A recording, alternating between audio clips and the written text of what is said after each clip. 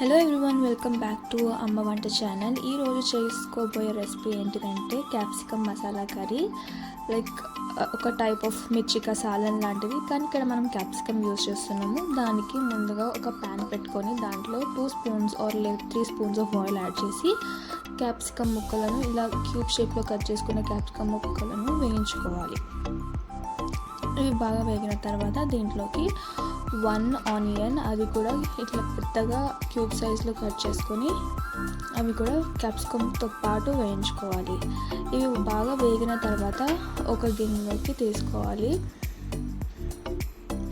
ఇక్కడ చూపించిన విధంగా ఎలా అయితే తీసుకుంటున్నామో పక్కన తీసుకొని పెట్టుకోవాలి. తర్వాత అదే ప్యాన్లో ఇంకొద్దిగా ఆయిల్ యాడ్ చేసి ఒక 5 to 6 కాజు యాడ్ చేసిన తర్వాత దాంట్లో కొద్దిగా షాజీరా, 2 లవంగాలు, ఒక చెక్క వేసుకొని ఇవి బాగా వేయించుకోవాలి.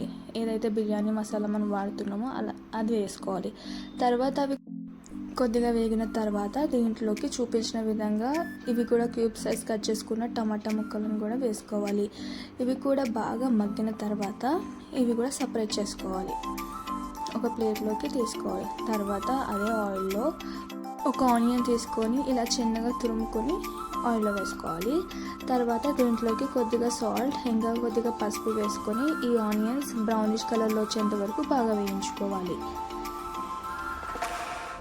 మూత పెట్టుకొని ఒక 2 minutes పాటు బాగా వేయించుకోవాలి. తర్వాత మనం ముందుగా ఏదైతే వేయించి పెట్టుకున్న టొమాటోస్ అయితే ఉందో అవి పేస్ట్ చేసుకోవాలి. తర్వాత ఆనియన్స్ బాగా వేగిన తర్వాత దీంట్లోకి మనం ముందు ఏదైతే ప్యూరీ చేసి పెట్టుకున్నామో పేస్ట్ అది దీంట్లోకి వేసుకోవాలి. అంతకుముందు ఫస్ట్ దీంట్లో చూపించిన విధంగా కొద్దిగా కరివేపాకు, అలాగే 1.5 స్పూన్ కారం. ఆల్రెడీ క్యాప్సికమ్ కొద్దిగా స్పైసీ ఉంటుంది కాబట్టి మీరు చూసుకొని కారం వేసుకోవాలి. తర్వాత ఒక స్పూన్ ధనియాల పొడి వేసుకున్నాక అండ్ కొద్దిగా జీలకర్ర పొడి వేసుకొని బాగా వేయించుకోవాలి. మసాలా బాగా పట్టేంత వరకు మనం బాగా వేయించుకోవాలి. తర్వాత దీంట్లోకి 1 కప్పు పెరుగు వేసుకోవాలి. పెరుగు లంప్స్ లేకుండా బాగా మిక్స్ చేసుకోవాలి.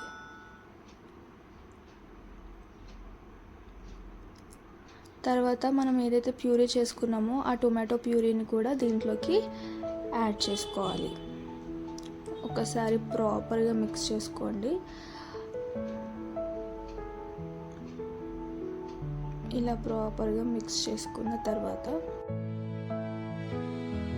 ఇది పచ్చివాసన పోయేంత వరకు ఒక 5 minutes వరకు లో ఫ్లేమ్లో కుక్ చేసుకోవాలి బాగా.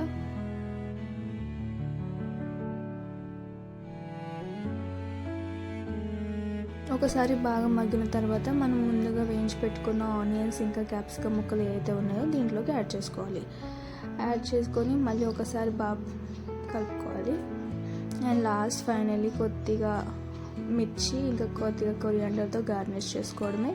ఈ కర్రీ చాలా సింపుల్ అండ్ ఇది చాలా టేస్టీగా బగారా రైస్లోకి బెస్ట్ కాంబినేషన్ అండ్ రైస్లోకి కూడా చాలా బాగుంటుంది. అండ్ మీరు కూడా ఈ రెసిపీ తప్పకుండా ట్రై చేసి and please do like, share and subscribe to అమ్మ వంట ఛానల్. Thank you.